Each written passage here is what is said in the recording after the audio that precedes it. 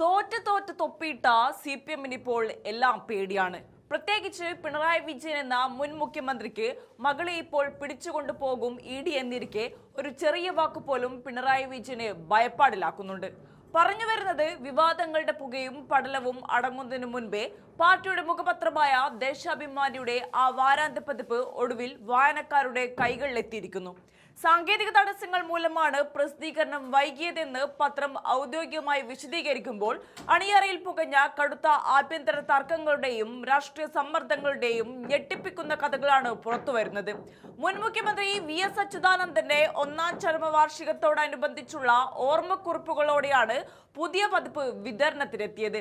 1ാം പേജിൽ VSന്റെ മുൻ press secretary KV Sudhakaran എഴുതിയ മുഴങ്ങുന്നിപ്പോഴും ആ കടലിരിമ്പം എന്ന കവർ സ്റ്റോറി.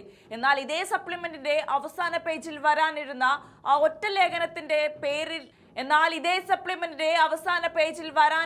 ആ ഒറ്റ ലേഖനത്തിന്റെ തലക്കെട്ടാണ് പാർട്ടി പത്രത്തിനുള്ളിൽ വൻ സ്ഫോടനം സൃഷ്ടിച്ചത്. പുല്ലമ്പാറയിലെ പ്രശസ്ത നാടക പ്രവർത്തകനായ വിജയനെ കുറിച്ചുള്ള കള്ളൻ വിജയൻ ധന്യനാടക ഗ്രാമം മുത്തിപ്പാറ PO എന്ന ലേഖനമായിരുന്നു അത്. 1ാം പേജിൽ VS അച്യുതാനന്ദന്റെ ചിത്രവും ഓർമ്മയും, മറുവശത്ത് അവസാന പേജിൽ വലിയ അക്ഷരത്തിൽ കള്ളൻ വിജയൻ എന്ന തലക്കെട്ടും വരുന്നത് രാഷ്ട്രീയമായി തെറ്റായ വ്യാഖ്യാനങ്ങൾക്ക് വഴി തുറക്കുമെന്ന് എഡിറ്റോറിയൽ വിഭാഗത്തിലെ ഒരു വിഭാഗം കടുപ്പത്തിൽ ചൂണ്ടിക്കാട്ടി. ഇതേ ചൊല്ലി ഉടലെടുത്ത രൂക്ഷമായ തർക്കത്തിനൊടുവിൽ സപ്ലിമെന്റിന്റെ അച്ചടി തന്നെ അടിയന്തരമായി നിർത്തിവെക്കാൻ നേതൃത്വം നിർബന്ധിതരാവുകയായിരുന്നു. എന്നാൽ കളികൾ അവിടെയും തീർന്നില്ല. അങ്ങനെ ഒരു ലേഖനമേ തങ്ങൾ തയ്യാറാക്കിയിട്ടില്ലെന്നും കഥകളെല്ലാം വെറും ഭാവനയാണെന്നും കാട്ടി Deshabhimani resident editor M Swaraj രംഗത്തെത്തി തടിയൂരാൻ ശ്രമിച്ചു. പക്ഷേ സ്വരാജിന്റെ വാദങ്ങളെ പാടെ തള്ളി നാടക പ്രവർത്തകനായ വിജയൻ തന്നെ നേരിട്ട് രംഗത്ത് വന്നതോടെ പാർട്ടി നേതൃത്വം അക്ഷരാർത്ഥത്തിൽ പ്രതിരോധത്തിലായി. ദേശാഭിമാനി ലേഖകൻ തന്നിൽ നിന്ന് വിവരങ്ങൾ ശേഖരിച്ചെന്നും ഗ്രൂപ്പ് ഫോട്ടോ വാങ്ങിയിരുന്നുവെന്നും വിജയൻ തുറന്നടിച്ചതോടെ മറച്ചുവെക്കാൻ ശ്രമിച്ച സത്യങ്ങൾ ഓരോന്നായി വെളിച്ചത്ത് വന്നു.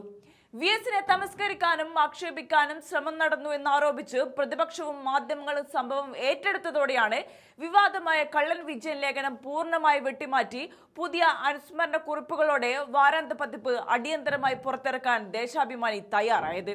അച്ചടിച്ച കടലാസുകൾ ഒഴിവാക്കി പുതിയ പതിപ്പിറക്കി മുഖരക്ഷിക്കാൻ ശ്രമിച്ചെങ്കിലും പാർട്ടിക്കുള്ളിലെ ഈ വൻ എഡിറ്റോറിയൽ വീഴ്ചയെക്കുറിച്ച് CPM നിർദ്ദേശപ്രകാരം ആഭ്യന്തര അന്വേഷണം ആരംഭിച്ചിരിക്കുകയാണ്.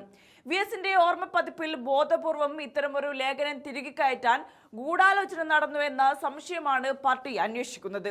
താൽക്കാലികമായി തീ അണച്ചെങ്കിലും വരും ദിവസങ്ങളിൽ പാർട്ടിക്കുള്ളിൽ ഈ രാഷ്ട്രീയ സ്ഫോടനം ഏതെല്ലാം തലങ്ങളിലേക്ക് കത്തിപ്പടരുമെന്ന് കണ്ടു തന്നെ അറിയണം.